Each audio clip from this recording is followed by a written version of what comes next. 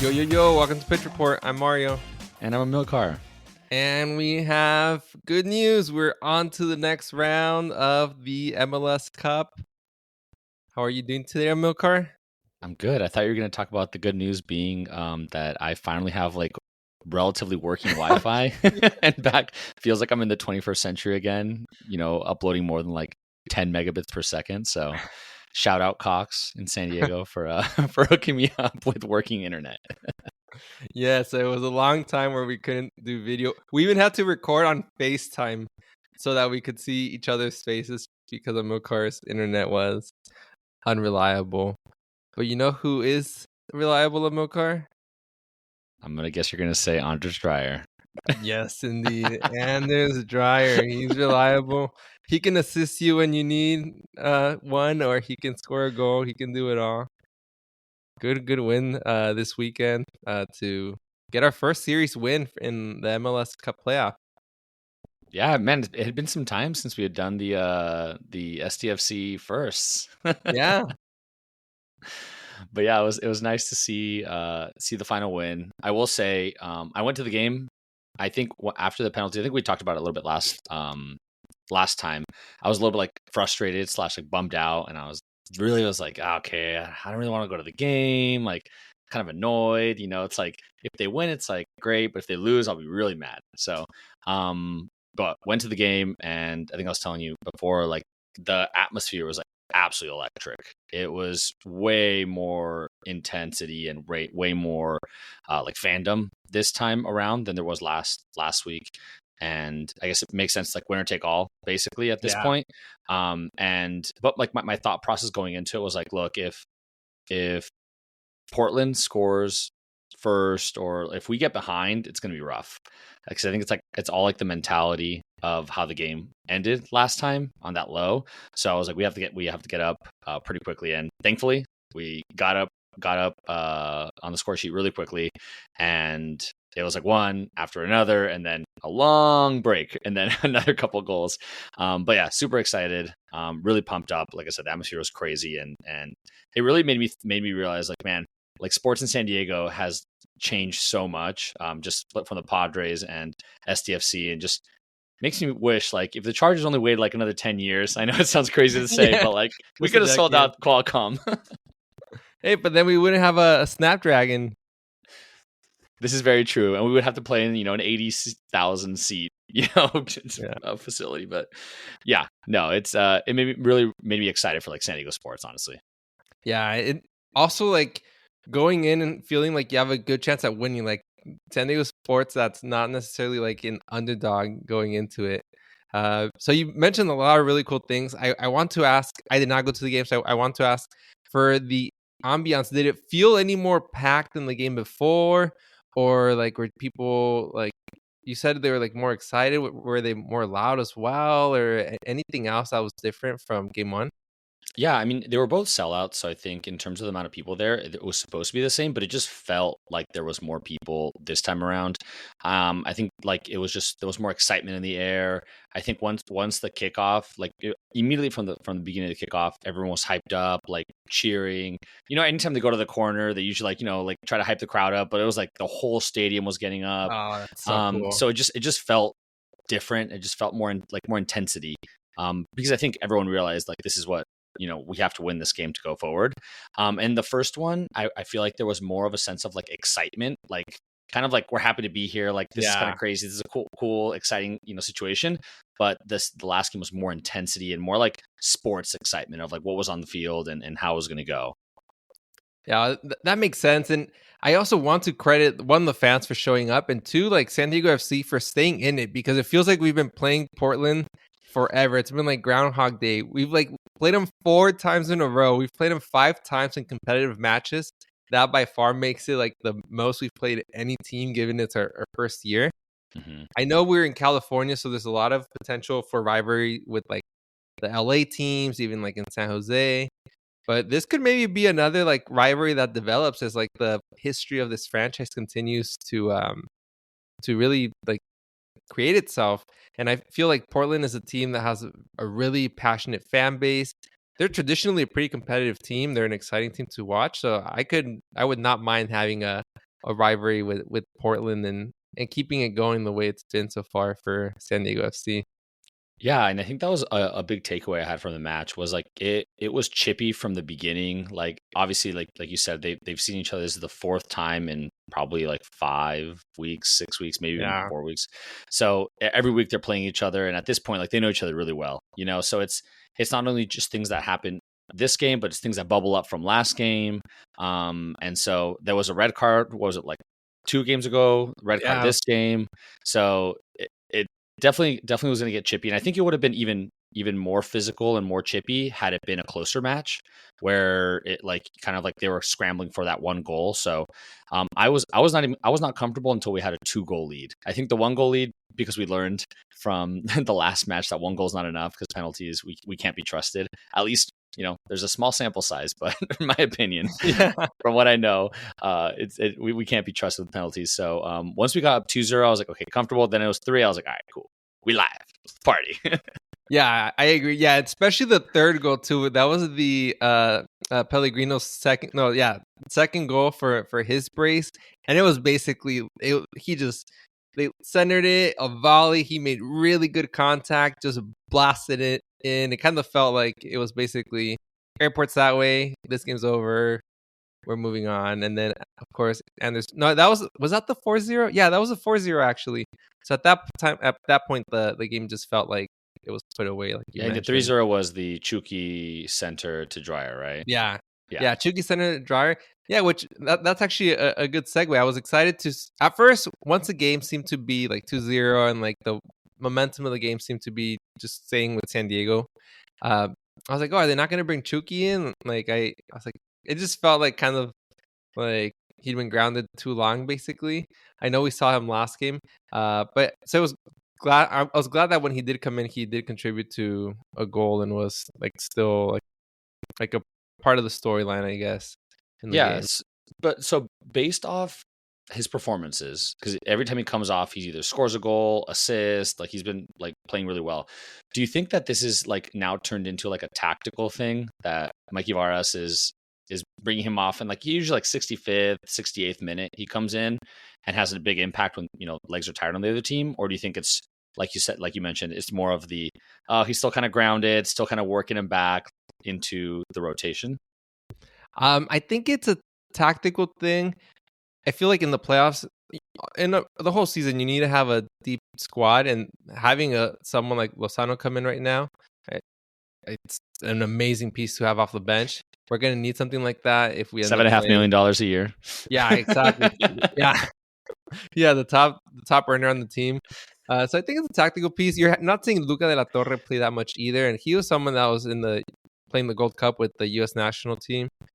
So right now, I don't know if Mikey Varas can do any wrong. I think whatever he thinks is the way to go, then except for selecting penalty takers. Yeah, except for that. Okay, so you've disproven what I was just saying. But for the most part, he has a pretty good grasp on things. So, and I will say I got the order of the goals confused. Pellegrino's goal was the third goal, but not to brag, but I was looking at the scoreline from the other 4-0 game against Portland Timbers, where it was also 2 goals from Dreyer and 2 goals from Pellegrino. So the Groundhog Day similarities continue. Yeah. I will say, just going back to your point about the tactical changes, one thing that I find kind of interesting, I want to get your take on it, is like ever since I've been reading about like Luca de la Torre being like kind of, it seems like 1 foot in, 1 foot out. Like, is he going to stay with SDFC? Is he going to go to Celta? Like, what is he going to do? I feel like ever since those kind of rumors or those things have been going around, he hasn't been playing as much.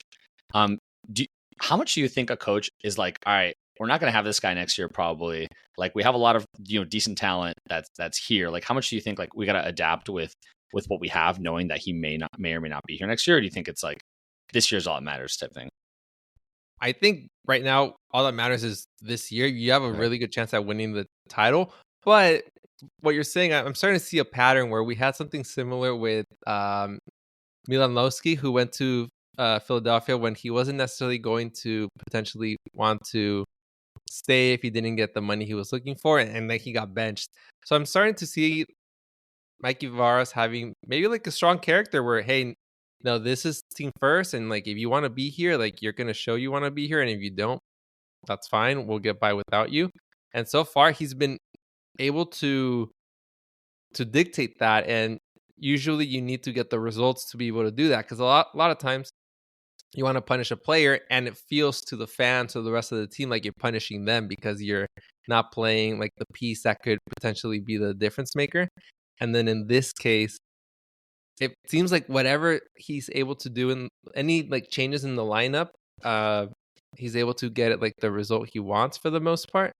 I think it helps when you have an Anders Dreyer to just really own like the a bulk of the goal scoring like responsibility.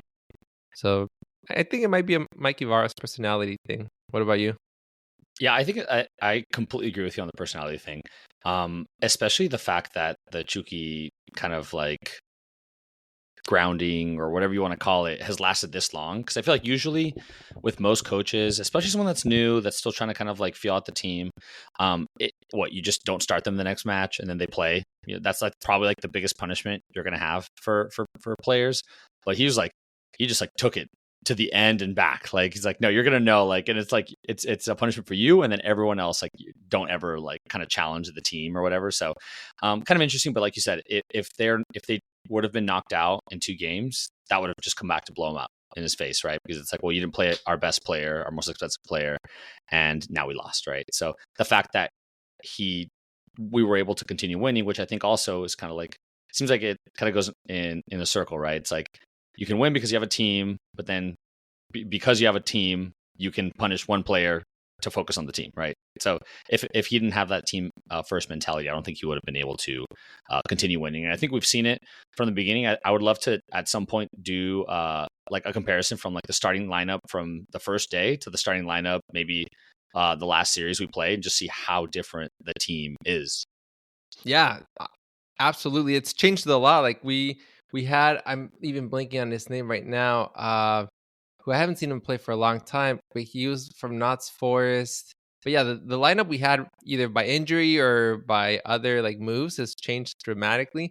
And that might be one of the benefits you get as a first time team where you didn't have anyone in that position the year before. It's everything that's just happened in this particular moment. Like no one was doing, everyone was somewhere else for the most part.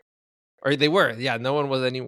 It's the first year of the team, so I think that might be one of the benefits, and that'll be like a quote unquote challenge or something we explore next season when like we're going for season number 2 and on our second, basically like trip around the block in like MLS per se. Yeah, and I think that'll be something that's interesting with Anders Dreyer. It's like, how does he play on the second year of his contract, second year in the MLS? You know, is it like, does he have a sophomore slump like a lot of folks have in the NFL and things like that? And also, like, I would be really curious to see when Dreyer and Chucky are playing together the entire match, like how that dynamic looks like. Right now it looks fine, right? Because they share the field for a little bit. But I think something that we see a lot with Chucky is like he's a passer. I'm not gonna say he's not a passer, but I think when he has the ball, he's like, all right, get out of my way. Like I'm going. It's like me against I'm gonna take on the defenders and go. Whereas Dreyer seems like he's kind of the opposite. He's just like a pass first guy, and he just ends up kind of being in the right place, right time on the runs. And he ends up, that's why I think he had the 19 assists and the 19 goals this season. One thing that I did notice, like that I think is like pretty exciting, and I think the reason why we've been able to capitalize a lot, maybe not just with Portland, but with just other teams, I think every time we recover the ball because we press so intensely, the second we recover it, I would realize like they're always looking up to see like who's up there, like how can we just like kick the ball up. And in reality, if we had like clinical finishers or like a striker that was just like clinical that could just finish every single ball, it would be 6-7-8-0. Like there was so many opportunities where it's like a bad first touch, they got on the defender's side, or like there was one where like Pellegrino was running down, he had the defender on his right side, and if he would have hit the ball anywhere left, it was like there was no one there, but he just tapped it, hit it to the right, and the defender got it. So things like that I'm like, dude, if we had someone that could just finish like consistently, like not even a big name, but just someone that can finish, these score lines would be so different. Yeah, I actually feel like we do have pretty good finishers, like better than average. Like when I see Dryer, and I agree with that, they're pretty good at looking up the field and making the pass, which makes us pretty good on the counter. A lot of times, I think where Dryer gets the ball, I'm expecting him to make it most of the time or create something. And Pellegrino, who kind of came in a little bit later in the season, I feel like he's been able to do that. Maybe like earlier on in the season, we didn't see it as much. But yeah, we'll see how we do against like Minnesota in the next round. But I kind of feel like for the most part, they've been decent finishers. No Messi, I guess, but the next best thing, like literally, in terms of the MVP voting. Yeah, I mean, I really think that the only time I'm ever confident with someone finishing is with basically Chucky and Dryer. Everyone else, I'm like, we'll see, man. There's so many opportunities that they're missing. And obviously, if you have 10 opportunities, you make one, that's amazing, right? Like no one, it's not like basketball where you're like, oh, you went 1 for 10. That was a terrible shooting night. No one checks that stuff in soccer. In soccer, it's like, you got a goal, great. No one cares if you shot 10 times open on goal or if you went 1 for 1, right? And I think that's where, like, when you get into those stats and start thinking about that stuff is when you start seeing, in my opinion, that it's just like, if it's not Dryer or Chucky, it's at least I don't have a ton of confidence in like a tough finish or like that it's gonna go in, like a goal that should go in, right? I agree. When I was saying about the finishers, I meant we had one. I was just thinking Dryer, honestly, and then Chucky. Yeah, like you said, sometimes he says, "I'm gonna shoot this ball no matter what," and whether it's a good shot or not, who knows? So yeah, I was just referring to Dryer. Yeah, but we do create so many opportunities that I guess you do have the luxury, quote unquote, to miss a couple of shots because you're going to have some. But if there's in a situation where we don't have that many opportunities and we have maybe one opportunity and to score, we have to score that one opportunity to win a 1-0.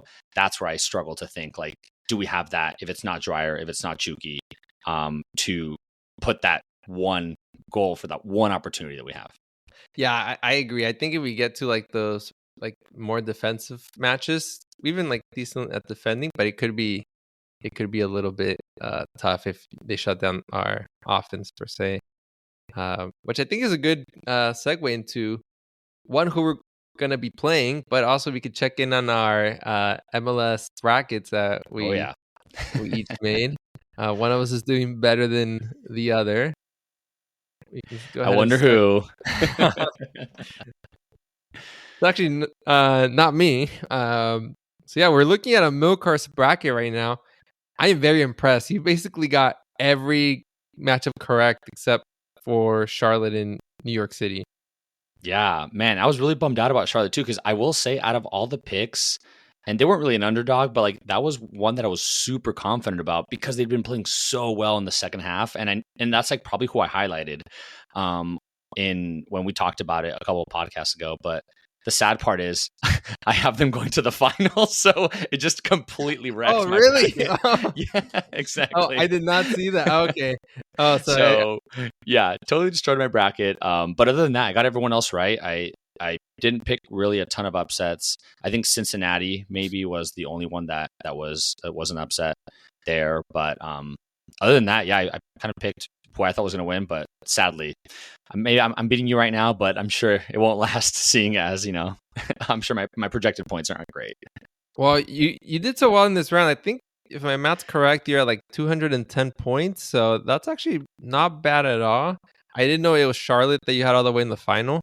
But yeah, you're doing better than I am. I got 3 of them wrong, actually. So I did get LAFC and Vancouver playing each other in the next round. But I had us playing Seattle instead of Minnesota. And that one came down to the wire. It was a penalty shootout that I think went 10 different shooters on each team. So that could have gone like either way. I also had Charlotte going on in their matchup. For me, they really made an impression on me earlier on in the season when we lost to them. I think it was like 3-0. That was one of the first games where I felt like we really got whooped. So maybe that made too strong of an impression on me because I had them going through basically because of that. I even have them. Yeah, you have them going to the semis. So I think actually my bracket's safe now. Yeah, essentially. Yeah. So I mean, I guess we both really have some respect for Charlotte. So I think that puts me at 30, 60, 90, 120, 150. So I'm 60 points behind you at the moment. We'll have to check back in on it and see how we do going forward. Something that did surprise me, though, is that Miami had to go 3 games to get on to the next round. Especially after the first game. The first game, they scored like 2 goals in like 10 minutes. And then that third game again, they scored 2 goals in like 5 or 6 minutes. Yeah. So I was surprised that away game was as difficult as it was. But hey, maybe they're vulnerable. Yeah, exactly. I'm still fingers crossed hoping we play them in the final. Something for Minnesota, who we will be playing, that I noticed is that team's got some grit. They were down 2-0 early in the, this is on the tie-breaking game. They were down 2-0 very early in the game, and then they were able to tie it up 2-1, and then they got a red card. So they were playing with 10 players for about 35 minutes. Wow. Down 2-1. They tied the game 2-2, went up 3-2 in regular time, and then Seattle tied it around like the 88th minute to force the penalties. But if you can go about a goal down, a player down, and score 2 goals, like that team's got some fight in them. And Seattle beat us when we played them in Seattle. So Minnesota will be an interesting team to face. I think in this round, it's just 1 game now, right? Yeah, I think it's win or go home. So, and luckily it'll be in San Diego. So it'll be exciting. Monday Night Football. Yeah. Oh, yeah, it is on a Monday night. Oh, I hope I can Thanksgiving make that week. one. Yeah. Just side note, the Minnesota Stadium, it's also called Allianz Arena or Field. It's also kind of like Bayern Munich's Allianz or Alliance Field. Lights up in the background. It looks really cool. That's like an MLS stadium I would actually really like to check out. It looks like really nice if you look up pictures of it. I thought you were going to have a Soccer City Encore presentation here. No, but I am like throwing some love out to the stadiums that I think are interesting. Nice. Well, we won't get to see it, so bummer for you. Yeah, maybe we'll do a road trip at one point. But I think that's enough for MLS soccer, and we can go into more of the fashion world of soccer per se. Fun stuff. So last week, Adidas dropped the 22 World Cup kits for next year's World Cup. Just the home ones. So we're going to take a look at them. Just quick disclaimer, not all 22 of these teams have qualified for the World Cup. Most, and some of them probably will not. But these are like the 22 kits that Adidas has released. No, it's no shade on anyone, just mentioning it's the truth. He's like, cough, cough. Yeah. Cough, Spain. No, I'm just kidding. So, first, I gotta say, I think they did a phenomenal job marketing like the release. Like the images that went out were really cool. I'm from what I was able to see for at least like Mexico, they did a lot of very personalized marketing. I'm sure for each respective country, they probably did like an equivalent sort of deal. And I know Mexico is also a host, so maybe they got like a little bit more, but it was very well done. I don't know if I saw it through Instagram, most of like these pictures. Yeah. I mean, I think they did a really great job. And it looks like it would be like take place in Mexico somewhere, like the clothes hangers, like the kind of adobe buildings and stuff like that. It looks like it would be in Mexico. But question for you is whose jerseys do you like better, like brand wise, like Adidas, Nike, Puma? Oh, I love this question. I actually generally like Adidas better. But there's a few standouts that I also like.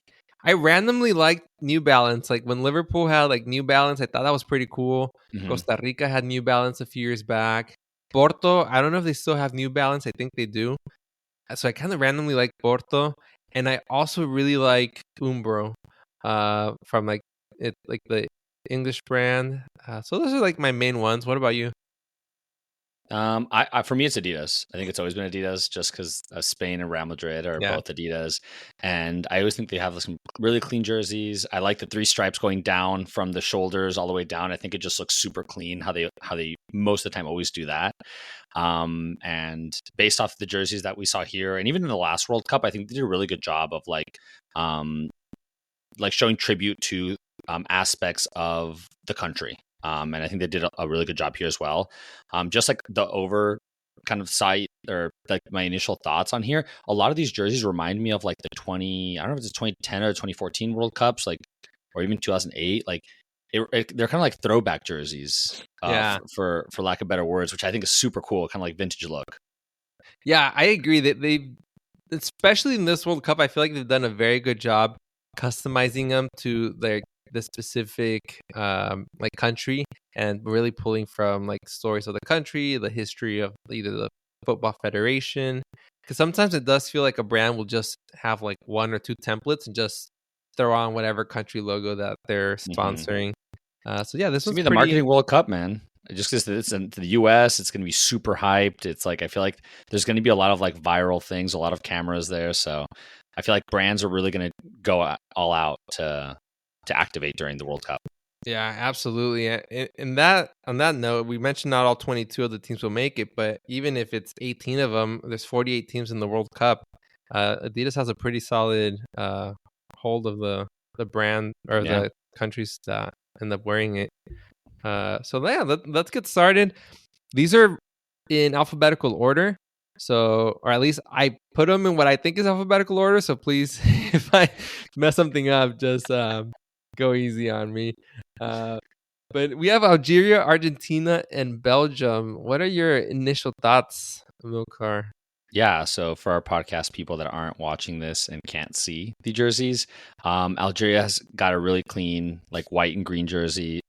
Argentina, it's very similar. I feel like they did a little bit of like kind of like an ombre with the blue stripes, which I think looks kind of neat, makes it look a little bit like futuristic kind of.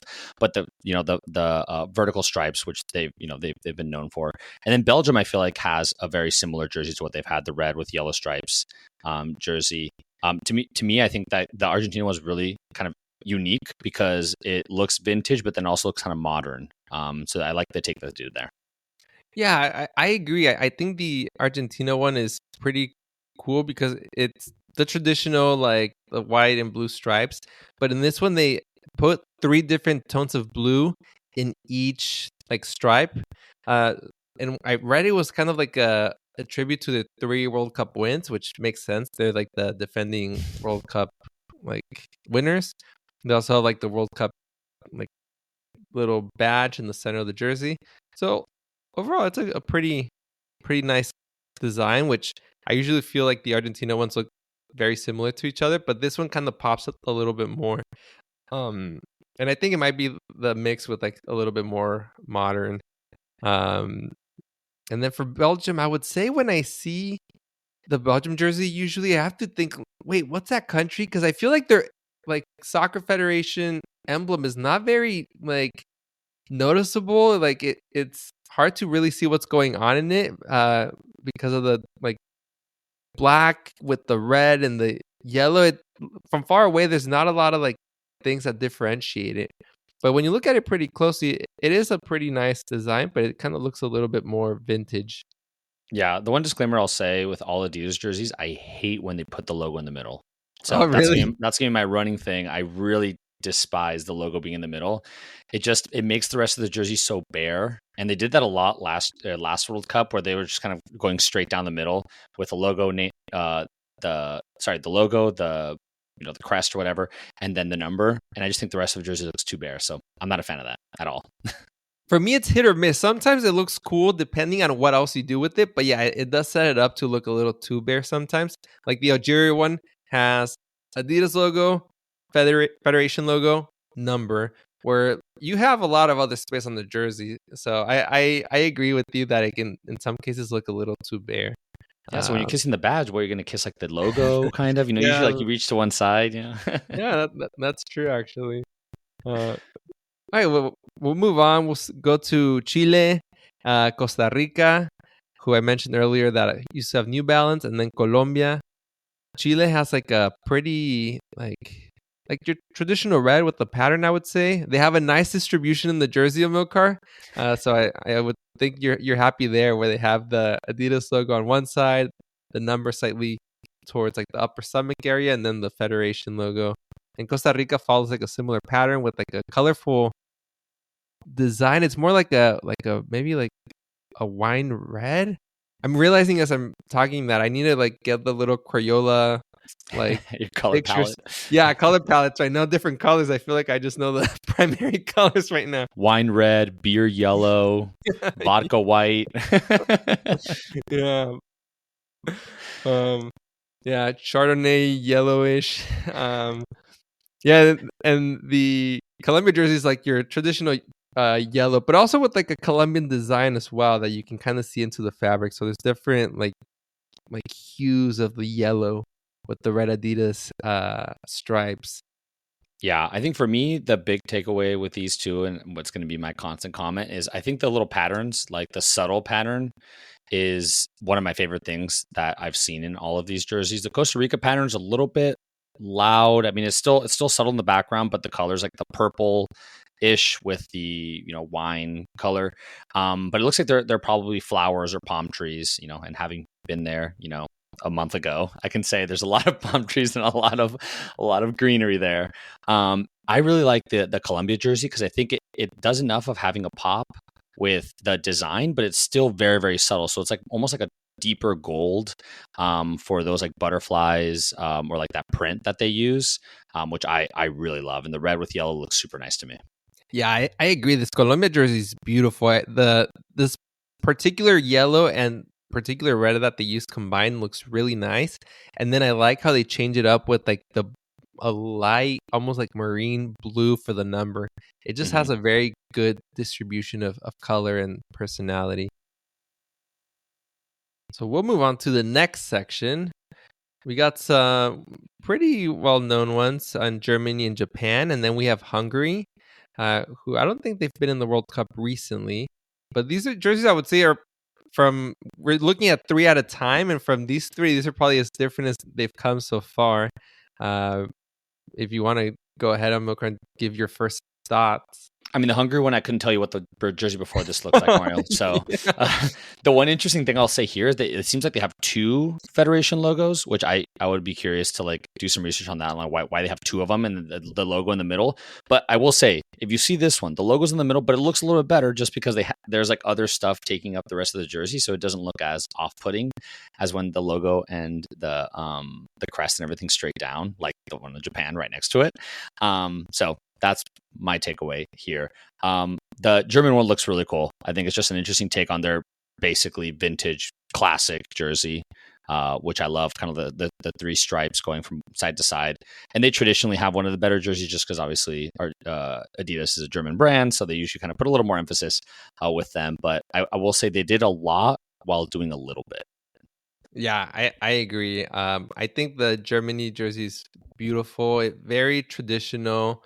When you look at like highlights of like the dominant like German teams from like the 80s or 90s, you feel like this is a jersey that they're wearing in all those pictures or videos. The only thing that I think that would make it more like traditional is if they wore like their old logo, like the leaf, rather than like the 3 stripes logo. But so I think it's a beautiful jersey. And if we kind of like look into the backstory, this is like the last jersey that Adidas will be making for Germany for this World Cup because they have a contract with Nike coming up, which is crazy. You mentioned Wow. Germany's Adidas is a German brand, and now they're going to an American brand in Nike. I didn't even know that was allowed, to be honest. I just thought it was like synonymous with like Germany. That would be very interesting. And part of me wonders if there will be any, like, if this might change. I'm sure Nike's lawyers would tell me no, it won't. But yeah, I think part of the reason maybe they went with like a traditional style from the Adidas perspective is just remember, like, we've been doing this together for so many years, and this is what you're saying bye to. And then on Hungary, I actually know why they have the 2 logos. So the logo on like the heart side is like the Federation logo, and then the logo on the right side is the 125th anniversary of, I believe, their soccer federation. But before I read that, I was also confused. I was like, they have two logos, so it's just different than like the normal template that we see for jerseys. So yeah, I think it's a little interesting. It's a little bit too much to call when they're both too much symmetry almost for this jersey. And then yeah, we have the Japan one with like the logo. That's honestly one of my least favorite jerseys, I think. It's like the lines are a little bit too aggressive. Like last year, the way they did it was, or last World Cup was super cool. It kind of like faded in, faded out, like the geometric sides of it. But this, I think, is just a little bit too loud. I don't know. I agree. The last Japan jersey was so cool. And usually they had really cool ones. They have like the collaboration with White 3, which is like the Japanese designer that they've had in their jerseys. That is so cool. I thought they were going to maybe bring that into the World Cup.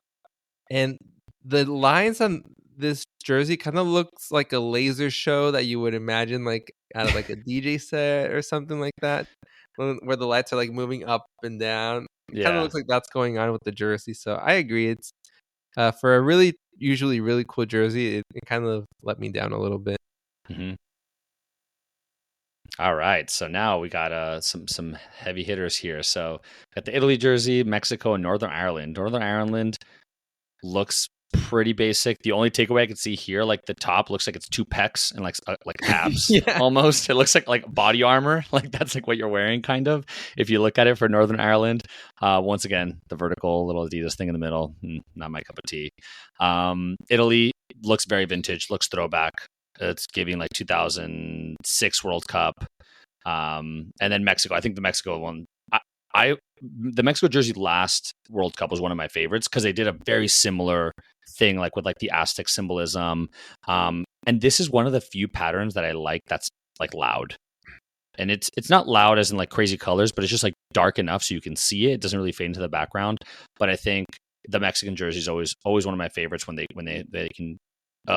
can veer away from just the basic green. I will say though, the disclaimer was that I don't think they played in that really cool jersey at all last year or last World Cup, right? And I think people were like frustrated about that. Yeah, they would have had to make it to the knockout stage for them to have played. So nope. So hopefully, whether either they play in the group stage with it or they make the knockout, because I would love to see this jersey like live. Oh, I completely agree. This jersey is beautiful. It's a kind of a throwback to the 98 World Cup. Adidas was not the kit sponsor that year, but it had like the same like Aztec like logo and design. Mm-hmm. Funny enough, my wife too, when I showed her this jersey, she's like, "Oh, it's just like the one from last World Cup, which is like the red and white one you were referencing to that they didn't get to play with." So that one was beautiful too, despite that they didn't play with it. Maybe that's why they came back with a similar, kind of pattern. Well, the story is that they leaked the original World Cup jersey, and there was really bad feedback and criticism about it. So they kind of went back to the drawing board, and then this is the final product, which I'm very happy that they did. I really like this jersey, and I'm pretty sure I'm going to get this jersey. If any family members or friends are listening and you haven't bought my Christmas present, I'm a medium. I don't want the player edition for this one. I want the fan edition, which we can talk about in a little bit. What a guy. But I usually get a Mexico jersey once every 4 years, and it's usually the World Cup when I feel like that would work out, Mario. Once every 4 years, it just happens to be the World Cup. This would be one every 8 actually, because I kind of knew the way the wind was going last World Cup, and I was like, you know what, I feel like this is not the year for it. So I actually skipped last World Cup and getting a Mexico jersey. So I'm overdue, and I think I'll definitely do this one. I think it's just a matter of if I'll do short sleeve or long sleeve. So Leo's probably punching the air right now saying like, what, you think this year's going to be the year? Then you didn't think last time was the year? No, I'm just saying like we're hosting. You kind of just gotta do it. Completely. There's gonna be a lot of jerseys around California for all the LA games and stuff like that. So I'm excited for that. Absolutely. And then for Northern Ireland, I completely agree with the pecs. It literally looks like the t-shirts or like the Halloween costumes like kids wear that make you look like muscular. I read that it's supposed to be symbolic of the their architecture. So I can't really see the architecture design of it or element of it. So maybe there's something I'm not seeing like from the angle in this picture, but I don't fully see it. So yeah, it's a little. I think it's a little strange. It doesn't really deliver for me, but maybe there's just some additional context that I'm not seeing. For Italy, I like the color combo. I think it's really cool. It does remind me of the 2006 World Cup jersey. That was when they still had Puma, which I used to think kind of like Germany and Adidas. I used to think Puma was an Italian brand. I didn't even know it was German until much later on. I just assumed it was Italian because I always thought Puma and the Italy like national team went together.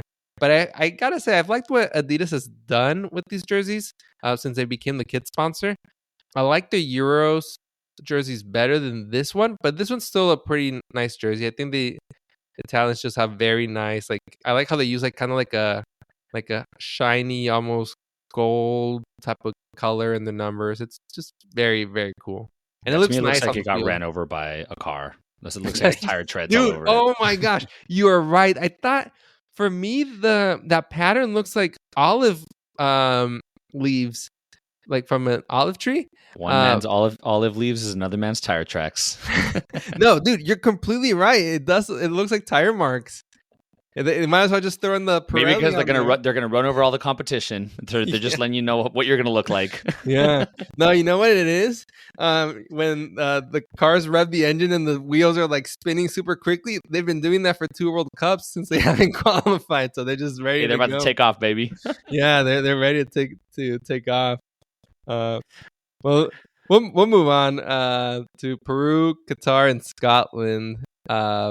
Peru's got like your very traditional like red stripe along the uniform with the white backdrop.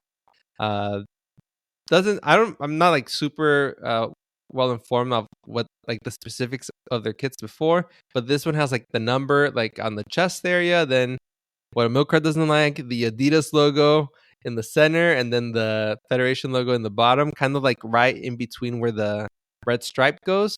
Which I think looks Disclaimer pretty though, cool. Mario, I will say this one looks better. I think what stresses me out is when they're one on top of the other. So because the number's a little bit to the left of it, it looks a little bit different. So just my 2 cents there.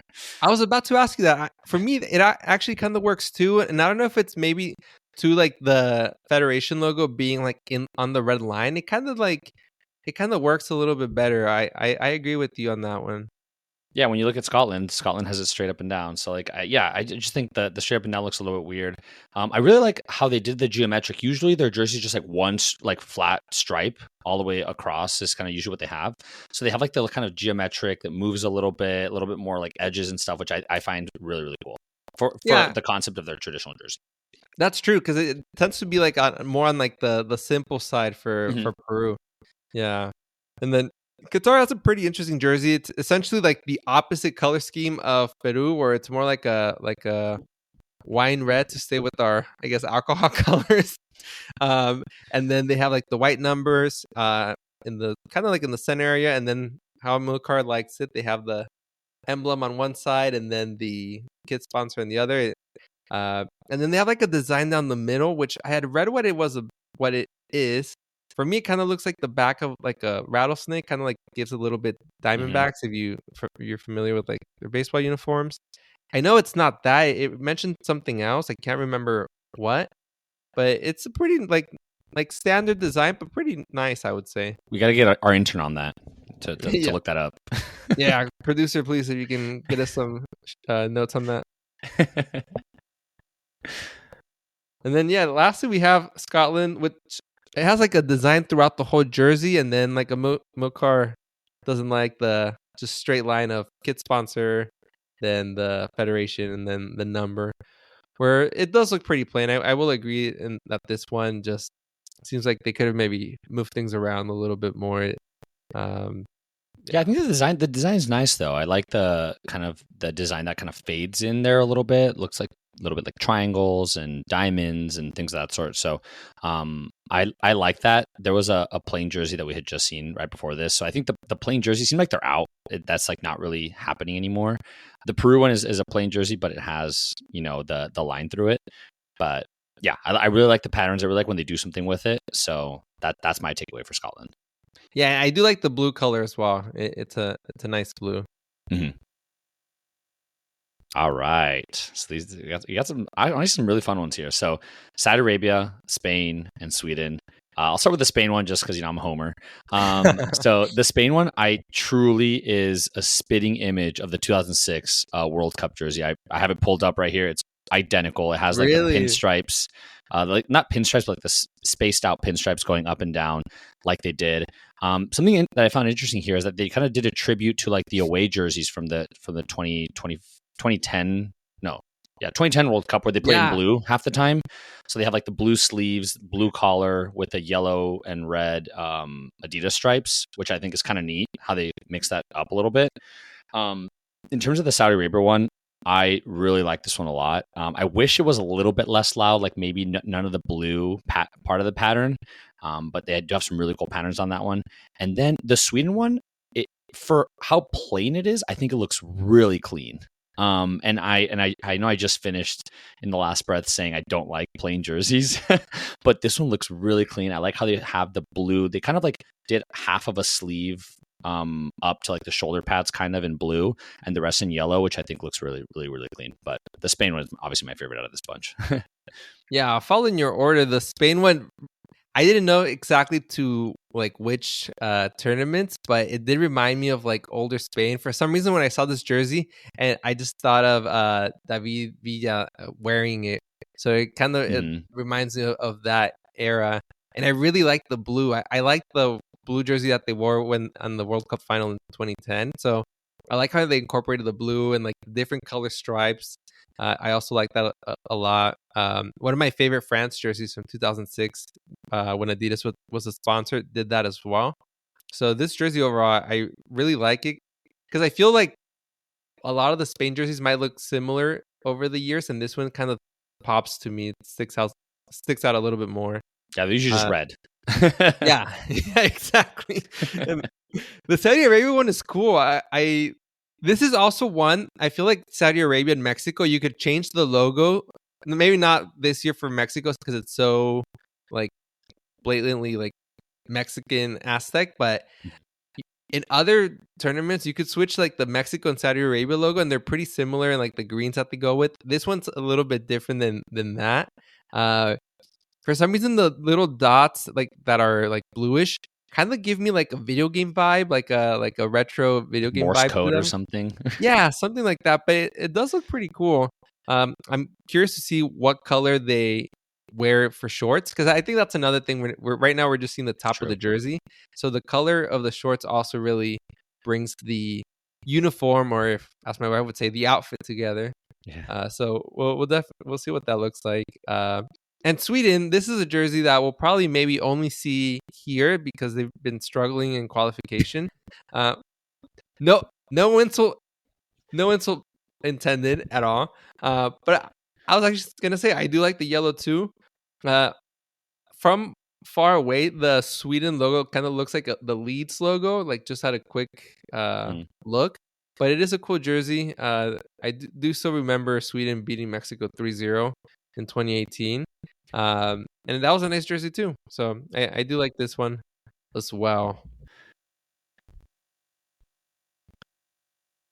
All right, home stretch. So I think we get back to like a slightly more plain jersey. We have the UAE, and they have the traditional design where it's like the kit sponsor, the number in the center, and then the federation. And the jersey is basically all white except for the sleeves where there's like a bit of more design going on. And then there's like an outline at the end of each sleeve in red, or kind of like a dark red, maybe like a crimson type of color. And yeah, that one's like, I would say, a little bit more on the plain side. And then the Ukraine one, it's very much like the Ukraine flag. It has like basically the whole jersey is those two colors. It's like the yellow with like very cool pattern, kind of like the same type of design that you see on like their flag as well. It seems to have that in the background, and the yellow and blue of this combination is one of my favorites, I would say. I think it looks really cool.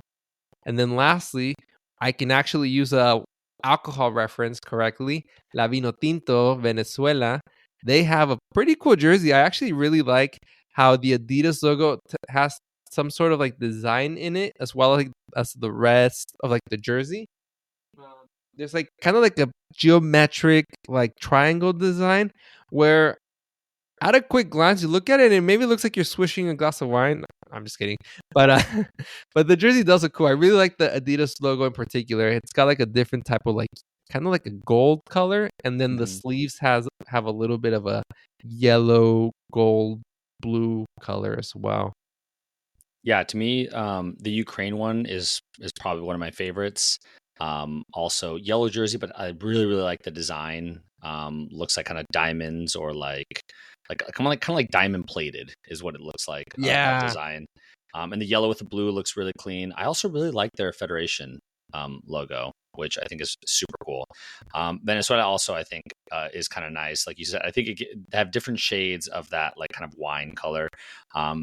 And the UAE, I think, is a little too simple. I would have loved for them to do a little bit more with the jersey versus just the white. But I couldn't tell you what their jerseys looked like before, so maybe this is an upgrade. Yeah, I'm with you on that one. All right, we got the last one. All right, thanks for holding in there with us. Those people that are, driving and just imagining what these jerseys look like. Hopefully we do a good job of explaining this to you. And we'll link an article too with all the different pictures that we referenced as well. Yeah, good point. We'll do it. We'll put it in the show notes. All right, so this is the Wales one. This is probably the most unique one, I would say, because it has like the horizontal red and blue lines kind of only in the middle of the jersey. And it has everything up straight up and down, like the Adidas logo, the emblem, and then the number. I don't know. This might be one of my least favorites, along with like the Japan one. Just seems a little bit too plain. Wish they would have done something a little bit more design. Maybe like even some sleeve colors that were a little bit different. Maybe instead of like the different color lines, they could have done sleeves one color to complement a little bit. But yeah, not a huge fan of it. Yeah, this one I do like it. I think the Wales Federation logo is beautiful. It's it's like a dragon, and the red is very beautiful too. And this jersey, I would say, out of all the 22, is like the most like retro in a sense. It kind of feels like it gives me like prep school type, like almost like a preppy kind of look to it. The only thing I don't like in this case is the line of all the numbers. It almost looks like the number goes into the line design, where I feel like you might as well just press enter one more time and move the number down just a little bit, because it kind of looks a little like disorganized. And maybe that's just me being nitpicky. But other than that, I actually do like the design. I think it's pretty clean. Yeah. All right, let's jump into our top picks. I think you kind of already know what my top picks are, but the number one jersey, I think, or we're starting with number 3. Okay, yes. Sorry. My third favorite one is the Ukraine one. I think I talked about looking like kind of like body armor, looking like the little diamond plated. I think it just looks super clean along with the blue. So I love that one. My number 2 is Colombia. Once again, yellow jersey, which is kind of interesting. And the yellow with the red, once again, like the subtle pattern of like the butterflies, or like the butterfly pattern, I think just looks so clean with this. And like their Federation logo being a soccer ball in red, I think also kind of, chef's kiss. And then my number 1 favorite jersey, I would say, drum roll is yeah. I think it goes without saying. I made myself not pick Spain because I think I would put Spain first. So I just didn't want to put Spain. So just to take the bias out. But I think the Mexico jerseys, like, I think historically, maybe not even historically, like the last couple of World Cups when they have this Aztec design has been my favorite jerseys. I think they look the most different. And if you know me, I like stuff that are a little bit more unique, a little bit more different. So that's my favorite. Well, I'll jump into mine really quick, and don't you worry, Amilcar. I know you wouldn't do it, but I did one. I did you a solid, and I did put Spain as my number 3 jersey. I mentioned I really like the combination of this jersey. It really reminds me of like the 2008, 2010, 2012, basically basically super dominant World Cup, Spain and Euros tournaments that they played in. And I think it's beautiful. I really like the use of the yellow in the numbers. And I really like how it has more blue. I like how it's not as red as like it's been in like more recent iterations. So I think this is a beautiful jersey. Number 2, I guess maybe I'm feeling nostalgic. I don't know. But like this Germany one, I think it's really cool. It really... I think I'm maybe buying into like them leaving Adidas after this, but it just seems like a very emblematic jersey of like Germany. So I think it's a good way to, I guess, part ways with Adidas. It's just a really cool, clean design. Mm-hmm. And then last, but definitely not least, I was not as humble as you, Amilcar. I had to go with Mexico. We're hosting the World Cup. It's just a beautiful jersey. I'm so like on the fence if I want it in long sleeve or short sleeve. For you, for Spain, you're usually like a short sleeve guy, right? For jerseys. Yeah, I've always been short sleeve, except for goalie jerseys. I like the long sleeves for goalie jerseys. Okay, that makes sense. I usually really like the long sleeve, but I've learned depending on which version you have, if it's not like the player version, it gets a little hot depending on the material they use.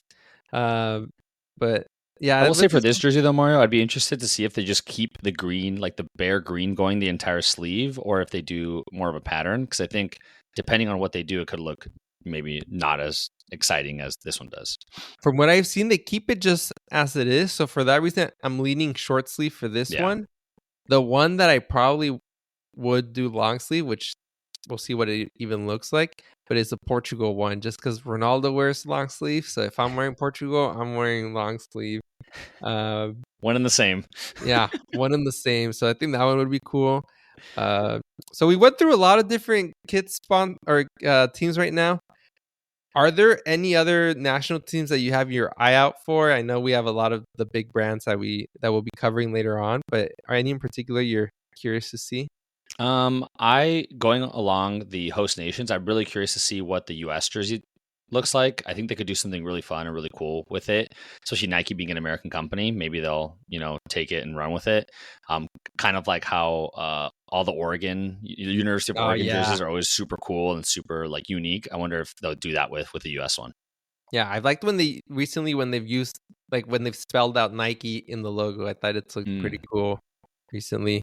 I did see a leak where it seems like they're going to use kind of like an off-white type of color for their jersey. So I'm excited to see what that looks like for the US.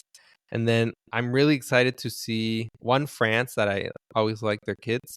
And England. I've also liked the England jerseys in the past. So I'm excited to check Nike, that one out. Balls in your court. Yeah.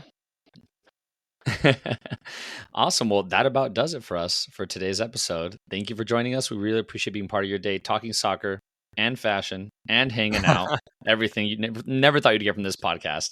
Remember, you can find us on Instagram and X at _pitch report. And I will say disclaimer, the last couple of times I've said at _the pitch report, but someone confirmed that we're not the pitch report. So it's at _pitch report. And I'm Amilcar.